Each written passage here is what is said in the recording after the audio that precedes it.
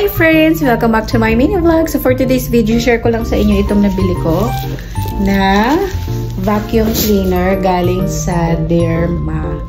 Okay, kasi para sa akin, nag-isip talaga ako ng mga paraan kung ano yung mga bagay na makakatulong sa akin para mas mapadali yung trabaho ko dito sa bahay. Actually, yung kapitbahay namin, yung kapatid ko, meron siyang vacuum.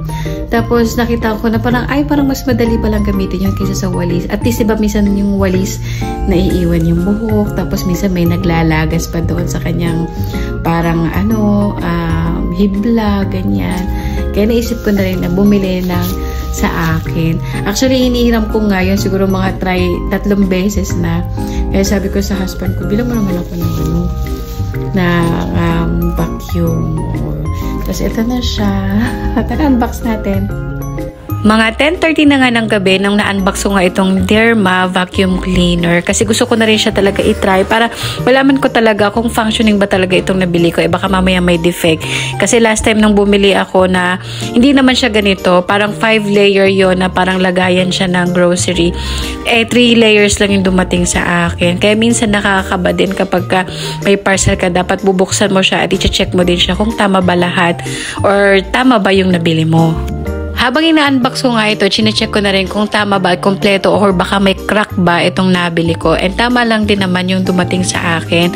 Meron siyang dalawa na panglinis, maliban dito sa parang pinaka-head niya. Meron din siyang brush at tapos meron ding maliit na parang panghigop sa mga maliliit na sulok. Ang pangalan pala nitong vacuum ay Derma DX115C Household Vacuum Cleaner. At ang kanyang details naman ay meron siyang 1.2 liter dust filter box capacity. HEPA filter can prevent the spread of dust and bacteria. A vacuum motor that makes it suck better and effective. Fast cooling, easy to use, easy to clean. Different suction brushes are suitable for every floor, straight, bed cab, and more. So, pagkatapos ko nga siyang i-unbox tapos na-assemble ko na rin siya, ay tinaray ko na rin talaga dito sa loob ng bahay. So, hindi naman kasi malaki itong bahay namin at napakaliit lang ito at napakabilis lang linisin. Parang wala pang 15 minutes ay tapos na ako maglinis dito.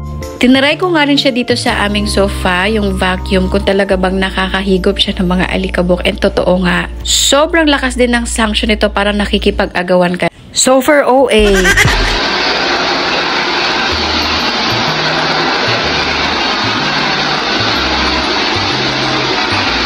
At pagkatapos ko nga maglinis, chinek ko tong filter. Grabe, sobrang daming buhok. Tapos hibla ng walis tambo at saka mga alikabok.